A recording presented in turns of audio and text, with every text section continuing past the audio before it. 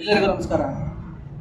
ಇವತ್ತು ಶ್ರೀರಾಮ್ ಸೇನೆ ಕರ್ನಾಟಕ ಇವರ ವತಿಯಿಂದ ಬಾಂಗ್ಲಾದೇಶದಲ್ಲಿ ಏನು ಹಿಂದೂಗಳ ಮೇಲೆ ಹಿಂಸಾಚಾರ ನಡೀತಾ ಇದೆ, ನಿನ್ನೆ ಒಬ್ಬ ಹಿಂದೂ ಕಾರ್ಯಕರ್ತನನ್ನು ಅತ್ಯಂತ ಅಮಾನುಷವಾಗಿ ಮರಕ್ಕೆ ಕಟ್ಟಾಕಿ ಬೆತ್ತಲೆಗೊಳಿಸಿ ಅವನನ್ನು ಊರು ತುಂಬ ಹೊಡೆದು ಎಳ್ಕೊಂಡು ಬಂದು ಮರಕ್ಕೆ ಕಟ್ಟಿ ಹಾಕಿ ಅವನನ್ನು ಸುಡ್ತಾರೆ ಅಂತಂದರೆ ಇನ್ನು ಯಾವ ಮಾನಸಿಕತೆಗೆ ತಲುಪಿದ್ದಾರೆ ಬಾಂಗ್ಲಾದೇಶದ ಜನ.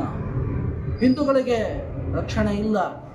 ಮಾನ್ಯ ಪ್ರಧಾನಮಂತ್ರಿಗಳೇ, ಮಾನ್ಯ ಗೃಹ ಸಚಿವರೇ, ದೇಶದಲ್ಲಿರುವಂತಹ ಹಿಂದೂಗಳಿಗೆ ರಕ್ಷಣೆಯನ್ನು ಕೊಡ್ತಾ ನಮ್ಮದೇ ಹಿಂದೂಗಳು ಪಕ್ಕದ ದೇಶದಲ್ಲಿದ್ದಾರೆ, ಅವ್ರ ಕಡೆ ಕೂಡ ಗಮನ ಹರಿಸಿ ಅಂತೇಳಿ ಹೋದ ವರ್ಷ ಸುಮಾರು ಕಡೆಗಳಿಂದ ನಾವು ನಿಮಗೆ ಮನವಿ ಪತ್ರಗಳನ್ನು ಸಲ್ಲಿಸಿದ್ವಿ. ಆವಾಗಲೂ ಕ್ರಮ ಆಗಲಿಲ್ಲ, ಅವ್ರ ವಿರುದ್ಧ ವ್ಯಾಪಾರ ವ್ಯವಹಾರ ನಿಲ್ಲಿಲ್ಲ.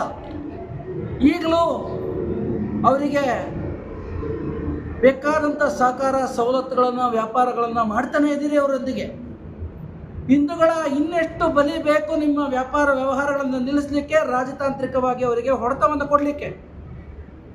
ದಯವಿಟ್ಟು ನಿಮಗೆ ಓಟ್ ಹಾಕಿರುವಂಥದ್ದು ಹಿಂದೂಗಳ ರಕ್ಷಣೆ ಆಗಬೇಕು. ಎಲ್ಲ ದೇಶದಲ್ಲಿ ನಮ್ಮ ಸುತ್ತಮುತ್ತಲು ಪಾಕಿಸ್ತಾನದಲ್ಲಾಗಿರ್ಬೋದು, ಬಾಂಗ್ಲಾದೇಶದಲ್ಲಾಗಿರ್ಬೋದು, ನೇಪಾಳದಲ್ಲಾಗಿರ್ಬೋದು, ನಮ್ಮ ಹಿಂದೂಗಳಿಗೆ ರಕ್ಷಣೆ ಕೊಡಬೇಕು ನೀವು. ಇವೆಲ್ಲ ನಮ್ಮ ಅಖಂಡ ಭಾರತದ ಎಲ್ಲ ದೇಶಗಳು, ಅದರಲ್ಲಿರೋರು ನಮ್ಮ ಹಿಂದೂಗಳು.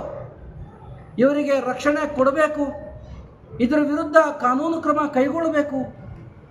ಏನು ಅಲ್ಲಿ ಹಿಂಸಾಚಾರ ನಡೀತಾ ಇದೆ, ಆ ಹಿಂಸಾಚಾರಕ್ಕೊಂದು ತಾರ್ಕಿಕ ಅಂತ್ಯ ಕಾನೂನಿನ ಮುಖಾಂತರವಾಗಿ ನೀವು ಮಾಡಬೇಕು ಅಂತ ಹೇಳ್ತಾ, ಇವತ್ತು ನಾವು ಮಾನ್ಯ ಜಿಲ್ಲಾಧಿಕಾರಿಗಳ ಕಚೇರಿ ದೇವನಹಳ್ಳಿ ಇಲ್ಲಿ ಮಾನ್ಯ ಪ್ರಧಾನಮಂತ್ರಿಗಳಿಗೆ, ಮಾನ್ಯ ಗೃಹ ಸಚಿವರಿಗೆ ಈ ಮನವಿಯನ್ನು ಸಲ್ಲಿಸ್ತಾ ಇದ್ದೇವೆ.